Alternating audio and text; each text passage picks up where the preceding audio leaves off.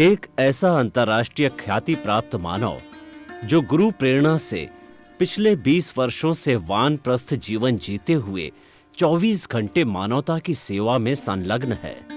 एक ऐसा मानव जो अभी राष्ट्रीय, अंतर्राष्ट्रीय टीवी चैनलों पर 7,500 एपिसोड के माध्यम से सनातन सत्य, आत्मविज्ञान एवं पुनरुत्थान, व्यवहार एवं निश्चय जगत के जीवनोपयोगी विषयों पर हृदय स्पर्शी प्रवचन कर चुका है। उस मानव का नाम है महात्मा उपासक प्रोफेसर डॉक्टर सोहन राज तातेड़। प्रोफेसर तातेड़ द्वारा योग, दर्शन, शिक्षा विषयों पर रचित पीएचडी स्तर के 250 शोध ग्रंथ भारत के 100 प्रतिष्ठित विश्वविद्यालयों में शोधार्थी पढ़ रहे हैं तथा वे सभी शोध ग्रंथ वहां की सेंट्रल लाइब्रेरियों में उपलब्ध हैं। महात्मा सोहन राज ने अभी तक हजारों स्कूलों, कॉलेजों, विश्वविद्यालयों एवं संस्थाओं में सेमिनार, वर्कशॉप, कैंप लगाकर लाखों विद्यार्थियों को योग, दर्शन, शिक्षा का प्रशिक्षण देकर उन्हें सुसंस्कारित किया। डॉक्टर तातेड़ ने भारतीय संस्कृति उत्थान के 4,000 से अधिक समसामयिक विषयों पर आर्टिकल लिखकर ऑनलाइन जर्नल, पत्रिकाओं, वेबसाइट्स पर प्रकाशित किया, जिसका उपयोग लाखों पाठक कर रहे हैं। उपासक तातेड़ के 5,000 से अधिक आज का सुविचार, आज का शुभ संदेश, आज का मंगल भावना योग आदि चिंतन websites, Twitter, blogger, Facebook, YouTube माध्यमों से लाखों लोग अपना जीवन निर्माण कर रहे हैं। मानवता के मसीहा ऐसे महामानव महात्मा सोहन राज तातेड़ के प्रोफाइल को अभी तक विश्व के 20 लाख दर्शक यूट्यूब पर, 12 लाख गूगल पर एवं लाखों दर्शक फेसबुक, ब्लॉगर, ट्विटर और इंस्टाग्राम पर देख चुके हैं।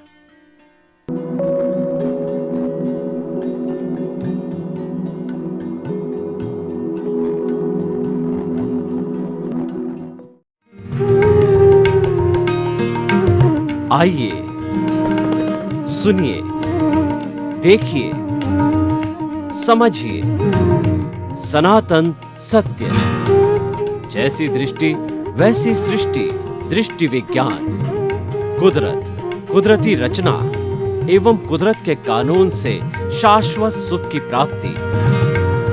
जोधपुर के परम पूज्य महात्मा उपासक प्रोफेसर डॉक्टर सोहन राज तातेड़ के निर्देशन में सनातन सत्य। जैसी दृष्टि वैसी सृष्टि, दृष्टि विज्ञान।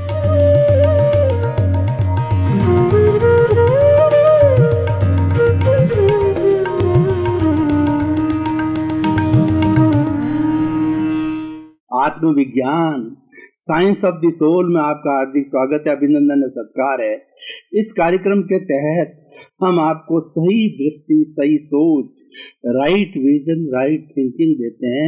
उससे आपकी रॉन्ग बिलीफ समाप्त होकर के आपको राइट बिलीफ प्राप्त होती है, आपको सम्यक दर्शन प्राप्त होता है, आपको राइट विजन प्राप्त होता है, आपको राइट एटीट्यूड प्राप्त होता है। आपके जितने भी नेगेटिव थिंकिंग है वह बदलकर पॉजिटिव हो जाती है। उससे आपके जीवन का निर्माण होता है, आपका जीवन आगे से आगे बढ़ता ही रहता है, आप उन्नति करते रहते हो, व्यवहारिक दृष्टि से और आध्यात्मिक दृष्टि दोनों से। तो इसी क्रम में हम प्रतिदिन नए नए विषयों के साथ में प्रवेश करते हैं। तो आज का हमारा बहुत ही अति सुंदर विषय है। हमारा विषय आज मैं कौन हूँ। भाई और बहनों, मैं कौन हूँ ये समझाने के लिए धर्म की स्थापना हुई।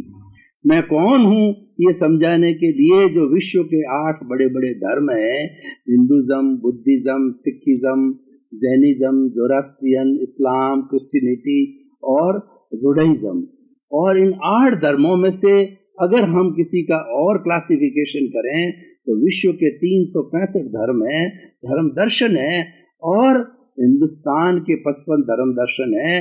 हिंदुस्तान के 55 धर्म दर्शन के विद्वान अखिल भारतीय दर्शन परिषद में सालाना अधिवेशन करते हैं। इंडियन फिलोसॉफिकल कांग्रेस में वो सालाना अध्ययन करते हैं और 55 तरह के धर्म दर्शन की बातें एक ही छत के नीचे, एक ही कमरे में, एक ही हॉल में बताई जाती है। यही बात हम विश्व करें तो पूरे विश्व के अंदर वर्ल्ड फिलोसॉफिकल कांग्रेस है, जो हर 5 साल के बाद में बड़ा कुंभ होता है।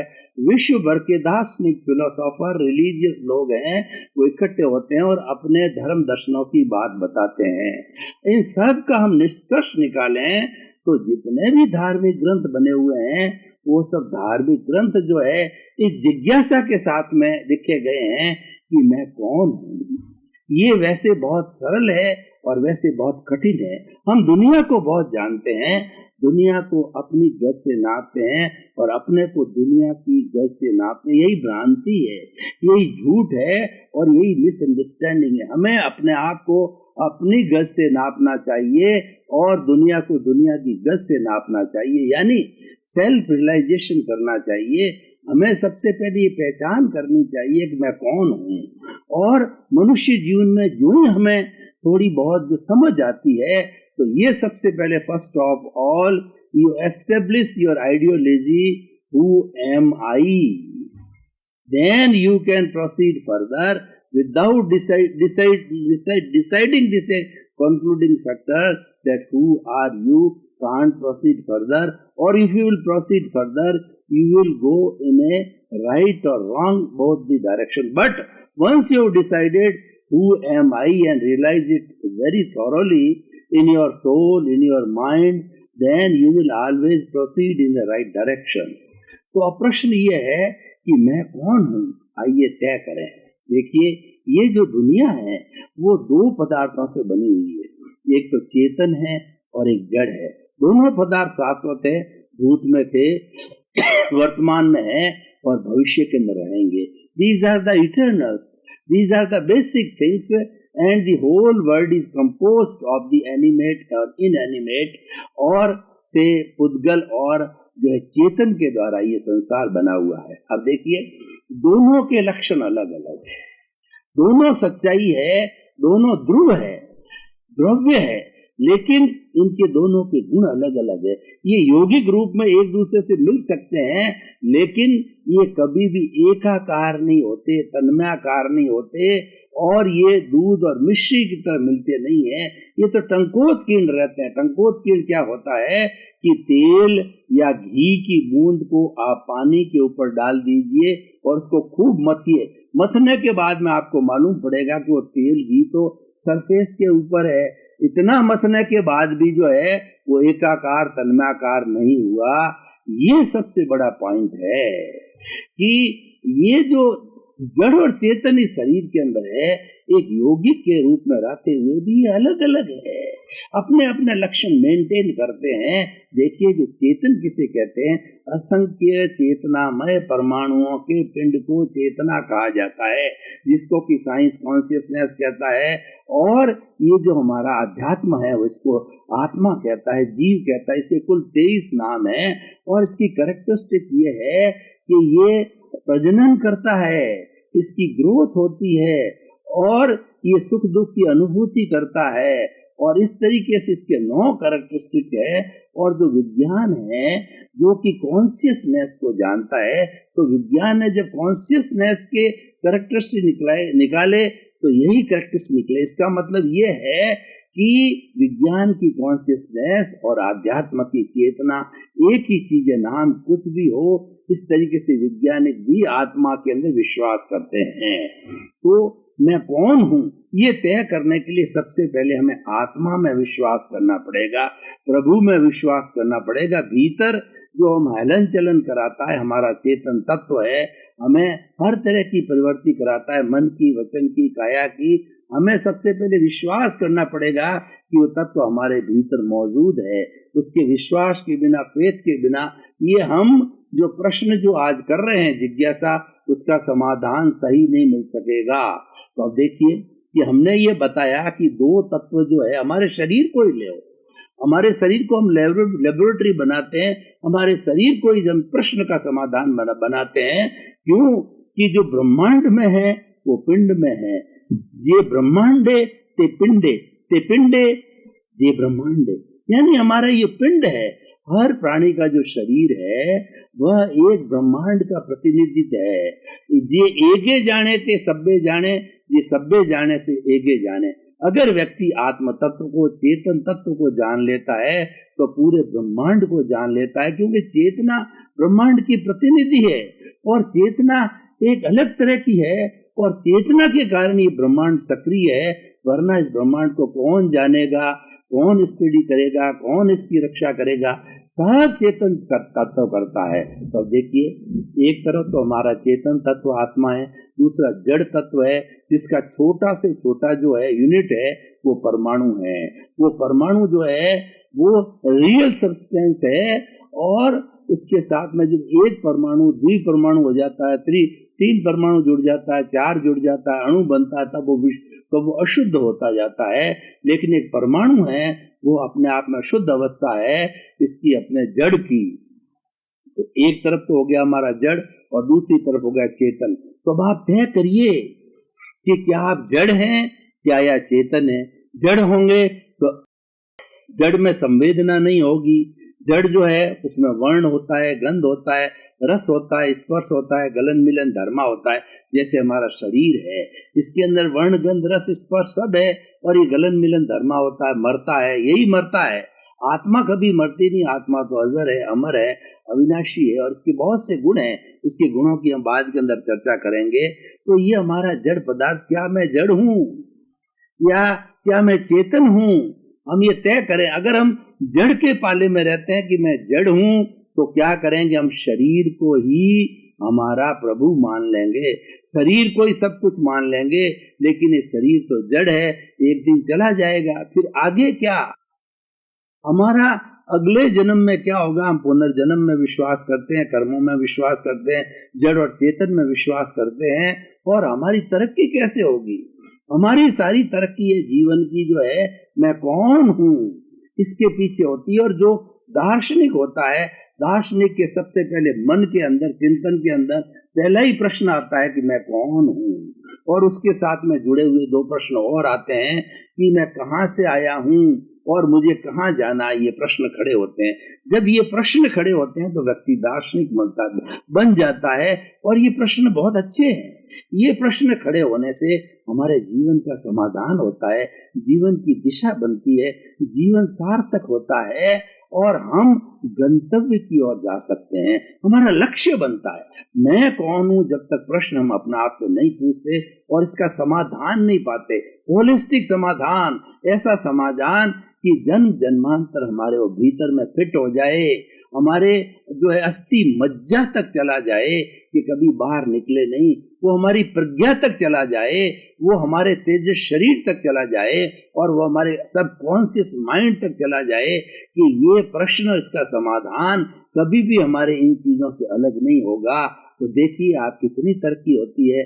वो दिन दूर नहीं होता है जब आप सिद्ध बुद्ध और मुक्त बन जाते हो। तो अब देखिए, हम जड़ तो नहीं है, क्योंकि हमारे में से मैं बोल रहा हूं। अगर जड़ होता तो कैसे बोलता? क्या माइक बोल सकता है? माइक तो प्रसारण कर सकता है बोलने वाले का। क्या टीवी बोल सकता है? क्या लाइट बोल सकती है? क्या टेबल बोल सकती है? ये सब जड़ पदार्थ है, ये बोल नहीं सकते। ये बुलाने के साधन हो सकते हैं।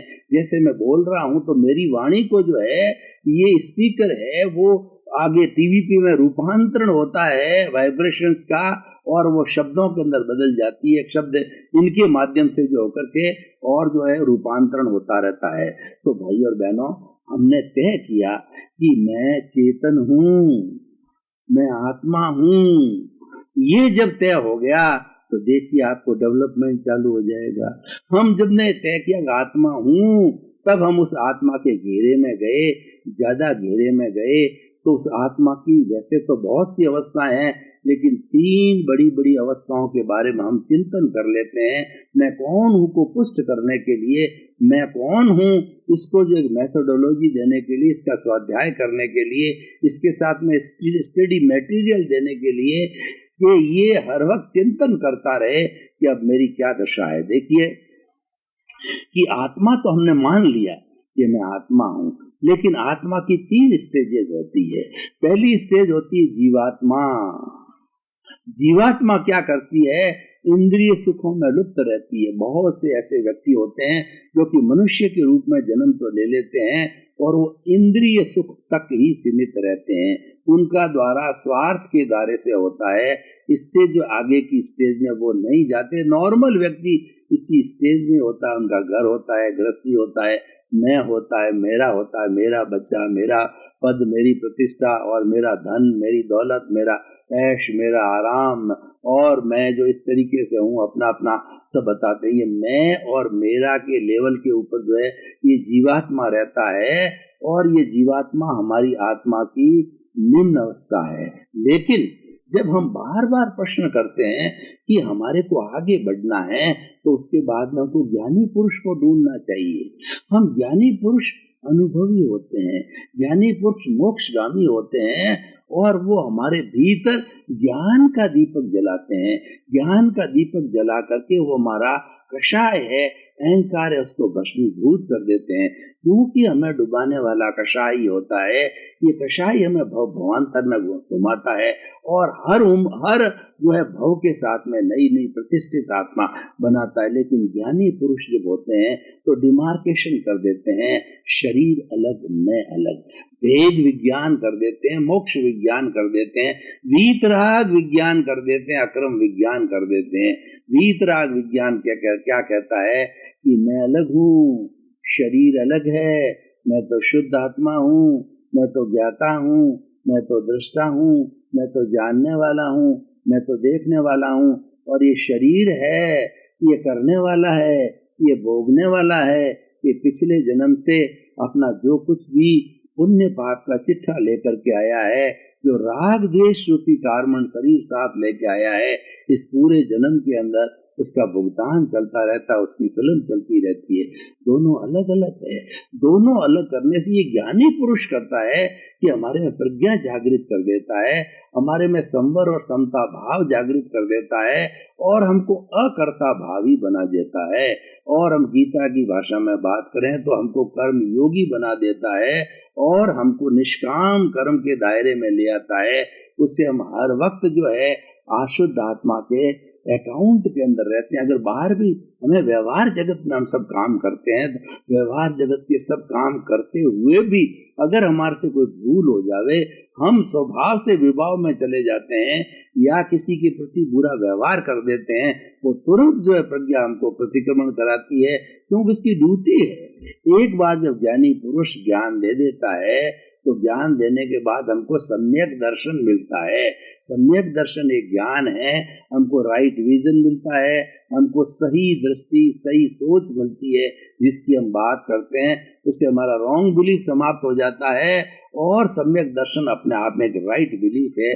मिथ्या दर्शन है वो हमारा रॉन्ग बिलीफ है, उसको ज्ञानी समाप्त कर देते हैं और हमारे नए कर्मों का बंध नहीं होता है और पूर्व के जो कर्म हैं वो हमारे बर्फ की सीला की तरह जो है वो पिघलते रहते हैं, कई जन्मों तक पिघलते रहते हैं और हमारा कर्तव्य बन जाता है कि जो कुछ कर्म हमारे झर रहे हैं, जो भी बर्फ की सीला की तरह पिघल रहे हैं, उसमें हम समभाव से फाइलों का निपटारा करें, यानी समभाव से रहें।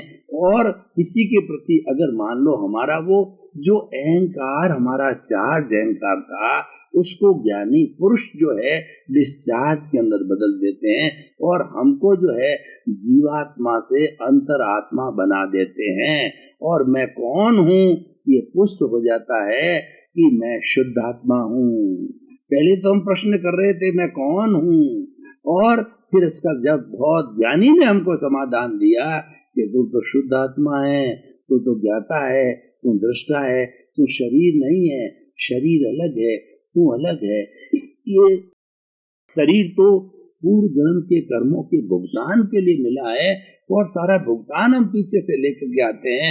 इस जन्म के अंदर भी ये भुगतान होता रहेगा, ये जीवन की फिल्म चली रहेगी, पर उसके अंदर जुड़ो नहीं, राग द्वेष मत करो, नए कॉज मत डालो। नए कॉज डालोगे तो नया कर्म बीज पड़ेगा, नया कर्म फल मिलेगा और उसके परिणाम के अंदर सुख दुख की अनुभूति होगी। तो भाई और बहनों, इस एपिसोड को जो है हमारे आत्मविज्ञान कार्यक्रम की एक परंपरा है कि हर एपिसोड को हम कसौटी पर कसते हैं। सुनार के पास हम सोना लेके जाते हैं तो सुनार पहले कसौटी पर कस के बता देता है कि ये 22 कैरेट का है, का 20 का है, 18 का है या 16 का है, इसके अंदर कितनी अशुद्धि है, ये सुनार बताता है। तो हम भी हर एपिसोड को जो है कसौटी पर कसते हैं कि इस एपिसोड से व्यक्ति को क्या लाभ है, समाज को क्या लाभ है और मानव जाति को क्या लाभ है। तो मैं प्रश्न कहना चाहता हूँ, इससे 100% लाभ है। ये मैं कौन हूँ, इसका समाधान है सम्यक दर्शन। इसका समाधान मिला हमें राइट विजन, और हमारी राइट बिलीफ मिली, रॉन्ग बिलीफ समाप्त हो गई और हम जो है राइट बिलीफ के अंदर आ गए। राइट बिलीफ में आने के बाद के अंदर है हमारी तरक्की होती रहेगी। और मैं कौन हूँ, इस प्रश्न का हमने समाधान जीवन में नहीं लाए तो हम भटकते रहेंगे और भव भवांतर के अंदर जो है हमारी अवनति होती रहेगी। तो भाई और बहनों, बहुत ही सुंदर विषय के माध्यम से हमारे देश के अंदर 80 करोड़ युवा है, उनको अपने जीवन का निर्माण करना है, उन्हें देश का निर्माण करना है। तो ये एपिसोड उनको मैं समर्पित करता हूँ और उनको मैं ये सलाह देना चाहता हूँ कि आपका जीवन बहुत लंबा है, जीवन में कई उतार चढ़ाव आएंगे और आपको बहुत सी तरक्की करनी है, आपका खुद का निर्माण करना है, देश का निर्माण करना है। तो उसके लिए जो है आप जो है मैं कौन हूँ, इस प्रश्न को अपने जहन में रखें और इसका जवाब भी रखें। कोई भी कार्य करें, व्यक्ति जीवन में कर्म करता ही रहता है और उसको करना पड़ेगा, क्योंकि कर्म पीछे से लेकर के आया है और वो उदय भाव के अंदर, प्रारब्ध के अंदर वो उदय होता रहेगा और उसके अनुरूप जो है हम अपना कार्य करते रहेंगे। वो अपना कार्य करेगा, हम अपना कार्य करेगा।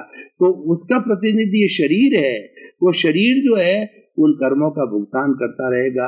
और हम अलग हैं, हम तो शुद्ध आत्मा है और हमारी प्रज्ञा के साथ में रहते हैं, आनंद के साथ में रहते हैं। हम तो सच्चिदानंद है। सच्चिदानंद का अर्थ हुआ कि सत्य, चित्त और आनंद। सत्य का मतलब अविनाशी, मैं तो अविनाशी हूँ, शरीर विनाशी है।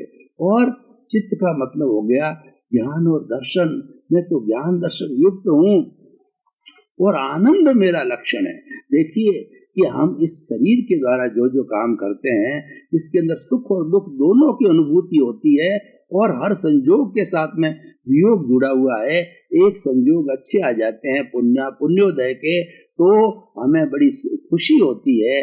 और पुण्योदय के प्रसंग कैसे आते हैं, हमको धन मिल जाती है, दौलत मिल जाती है, पुत्र रत्न मिल जाता है, और दूसरा हमारी तरक्की हो जाती है, हमको पद मिल जाता है, हमको प्रतिष्ठा मिल जाती है। तो इस तरीके की बातों से जो पुण्योदय की बातें हैं उसमें हम खुश हो जाते हैं, उसके अंदर फूल जाते हैं। और उसके विरुद्ध जब हमारा समय खराब होता है, क्योंकि समय बड़ा बलवान होता है और हमारा पापोदय होता है, तो पापोदय की स्थिति में हमारे घर में लड़ाई झगड़ा कलह और दूसरा पैसे की कमी और दूसरा असमानता और हर जगह व्यक्ति को जो आदर नहीं मिलता है, तो वो सब पापोदय है। ये तो चलता रहता है, लेकिन दोनों ही स्थिति के अंदर जो है हम अकर्ता भाव रहते हैं कि ये भी करना, ये भी मैंने नहीं किया और वो भी मैंने नहीं किया। और अकर्ता भाव में रहने वाला व्यक्ति न तो स्वयं को कर्ता समझता है और न इस विश्व के किसी भी व्यक्ति को कर्ता समझता है, क्योंकि कर्ता भाव अपने आप में ही कर्मों का बंधन है। इसलिए अपने को जो है अकर्ता समझो, यानी निष्काम कर्म करो। आप कर्म करते रहो, फल की इच्छा मत करो। फल की इच्छा का मतलब है हम कर्ता बन गए, मैंने किया, ये मकान मैंने बनाया, ये घर मेरा है, ये परिवार मेरा है, मैं पिता हूँ, मैं पुत्र हूँ। और ये मैं और मेरा ये ममत्व जो है, ये आसक्ति है, ये राग द्वेष पैदा करता है और राग द्वेष ही कर्म बंधन का कारण है। तो इस तरीके से हम चले थे, मैं कौन हूँ, और उसका सही तरीके से हमने समाधान पाया। जब किसी चीज का हमें समाधान सही सही मिल जाता है तो हम उस दिशा की ओर आगे बढ़ते रहते हैं। तो भाई और बहनों, जब आपको समाधान मिल गया है तो आप इस दिशा को हमेशा, इस दिशा में आगे से आगे बढ़ते रहें और दिशा में तरक्की करते रहें। ये दिशा एक धर्म की दिशा है। ये दिशा जो है हमें एक अच्छा बनाने की दिशा है। इस दिशा में हमें आगे से आगे बढ़ता रहना चाहिए और सबसे बड़ा ये काम करना चाहिए कि जब आपको सेल्फ रियलाइजेशन हो जाए और जब आपको ये दृष्टि मिल जावे कि मैं तो शुद्ध आत्मा हूँ, मैं तो ज्ञाता दृष्टा हूँ, तो हमें इस संसार के किसी भी प्राणी को दुख नहीं देना चाहिए, कष्ट नहीं देना चाहिए। क्योंकि हमने किसी को कष्ट दिया, दुख दिया, तो उस स्थिति के अंदर हमारे कर्मों का बंधन होता है।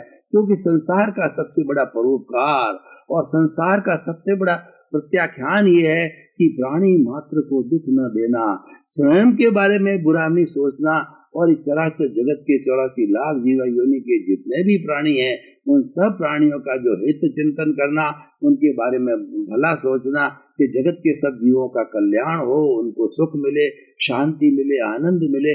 और कोई व्यक्ति अगर कष्ट में है तो हमें उसके प्रति प्रार्थना करनी चाहिए कि हे उस व्यक्ति की जो भीतर विराजमान शुद्ध आत्मा है वो अव्ययवाद कहलाती है। अव्ययवाद का अर्थ होता है कि वो किसी को दुख देने वाली नहीं होती है, किसी को कष्ट देने वाली नहीं होती है, वो तो हर एक को सुख देने वाली होती है। अव्ययवाद आत्मा से रिक्वेस्ट करनी चाहिए, एक्स के भीतर विराजमान अव्ययवाद आत्माएं, आप जो अनंत ज्ञान वाले हो, आप अनंत दर्शन वाले हो, आप अनंत शक्ति वाले हो, आप अनंत सुख के धाम हो, तो ये बेचारा शरीर जो है ये जो रिलेटिव है और आप रियल हो, तो आपका ये जो रिलेटिव पार्ट है जिसके भीतर आप विराजे हुए हो, वो दुख पा रहा है, तो इसको शांति मिले, इसको जो है वो सुख मिले। आप कृपा करो, कृपा करो, कृपा करो।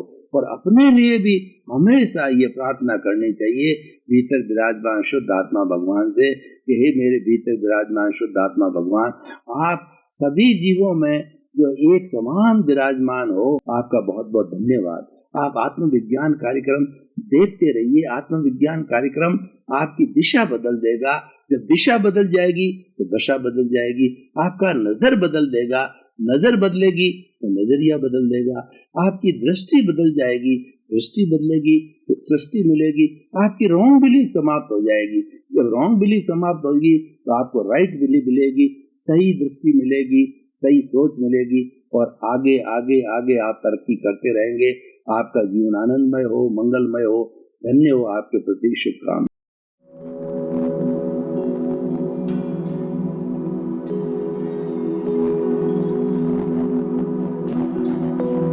एक ऐसा अंतर्राष्ट्रीय ख्याति प्राप्त मानव जो गुरु प्रेरणा से पिछले 20 वर्षों से वानप्रस्थ जीवन जीते हुए 24 घंटे मानवता की सेवा में संलग्न है। एक ऐसा मानव जो अभी राष्ट्रीय, अंतर्राष्ट्रीय टीवी चैनलों पर 7,500 एपिसोड के माध्यम से सनातन सत्य, आत्मविज्ञान एवं पुनरुत्थान व्यवहार एवं निश्चय जगत के जीवनोपयोगी विषयों पर हृदय स्पर्शी प्रवचन कर चुका है। उस मानव का नाम है महात्मा उपासक प्रोफेसर डॉक्टर सोहन राज तातेड़।